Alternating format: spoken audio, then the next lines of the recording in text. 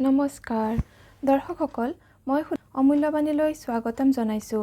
আজিৰ ভিডিঅ'টোৰ বিষয় হৈছে আপোনাৰ জীৱনতো যদি বহুত বাধা সমস্যা আহি থাকে, যিকোনো কাম কৰিব নোৱাৰে, খেলিমেলি হৈ থাকে বা কি কৰিব কি নকৰিব আপুনি বুজি নাপায় বা ৰাস্তা হেৰুৱাই পেলায়, তেনেহ'লে আপুনি এই এঞ্জেল নাম্বাৰটো আজিৰ পৰাই গাত লিখিবলৈ আৰম্ভ কৰক।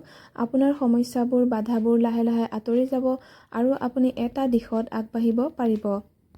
এঞ্জেল নাম্বাৰটো শৰীৰৰ বাওঁ দিশত লিখিব, যিকোনো ৰঙেৰে লিখিব আৰু ক'লা ৰঙেৰে কেৱল নিলিখিব, আনে নেদেখাকৈ লিখিব, হাতৰ তলুৱাত বা আঁঠুৰ তলত নিলিখিব, বাকী যিকোনো ঠাইত শৰীৰৰ বাওঁ দিশত লিখি ৰাখিব আৰু পাৰে যদি মনে মনে গাব যেতিয়াই মনত পৰে।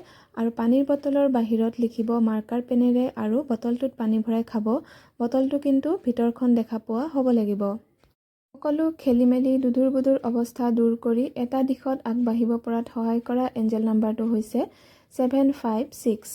দৰ্শকসকল, আজিৰ ভিডিঅ'ৰ ইমানতে সামৰণি মাৰিছোঁ। ধন্যবাদ।